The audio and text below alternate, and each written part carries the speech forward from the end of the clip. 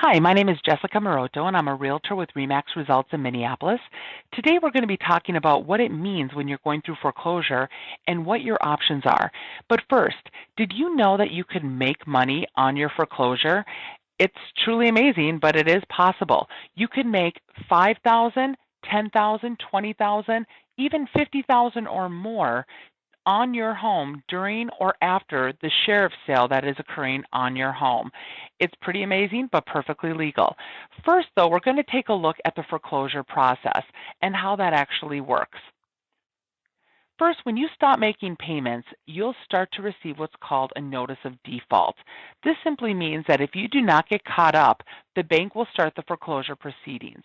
If you do nothing and don't get caught up, they will schedule the sale of the property at the sheriff's sale. What are your options during this time that you're receiving that notice of default? Well, first, you can catch up on what is owed to the bank, plus you usually have extra fees. The next option is you can do a short sale. A short sale is usually when you owe more money than what your home is worth. The next option is that you can sell it like a traditional sale, or maybe even sell it to an investor if the house or the condition of the house is questionable. So those are some options that you have. Now, if you do nothing, the sheriff's sale will occur. I have a couple tricks up my sleeve, and one of them is to show you how you can postpone the sheriff's sale. So if that's something that you'd like to know, definitely give me a call and we can have a conversation about it. However, in this scenario, we're going to assume that the sheriff's sale actually occurs. So what are your options after the sheriff's sale? Well, the first option is that you'd be able to pay off the amount that it was sold for at sheriff's sale. So let's say it's sold at the sheriff's sale for $200,000. Anytime after the sheriff's sale, you have 6 months that you could pay off that $200,000 plus some attorney's fees to go ahead and buy your house back. Your second option is that we could still do a short sale. So a short sale, again, would be selling your property and you owe more than what the house is worth. So that's where we would be able to do a short sale with it and, get where you could properly move out of your house and move on with your life.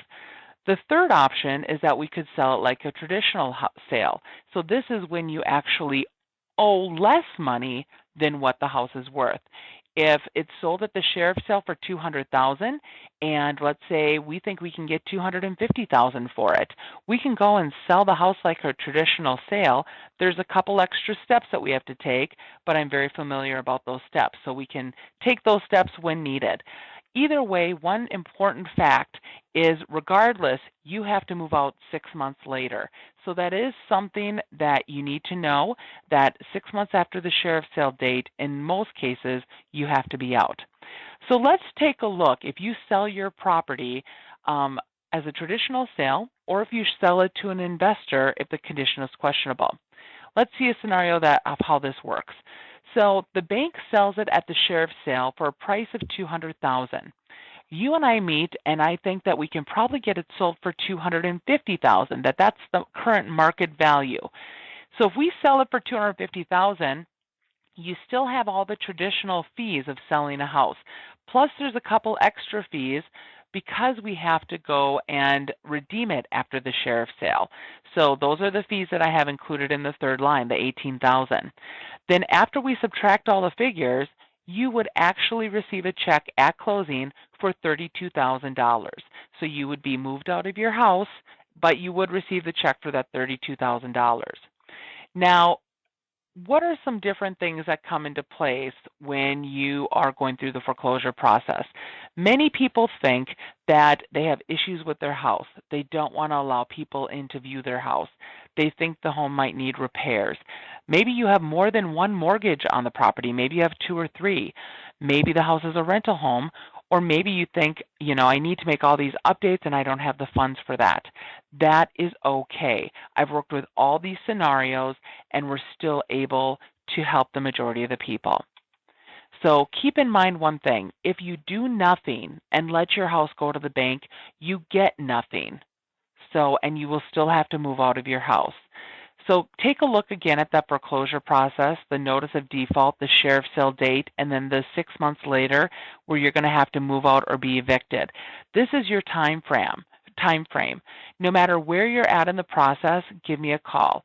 I always say that the best decision is an educated one, and the conversation with me is free.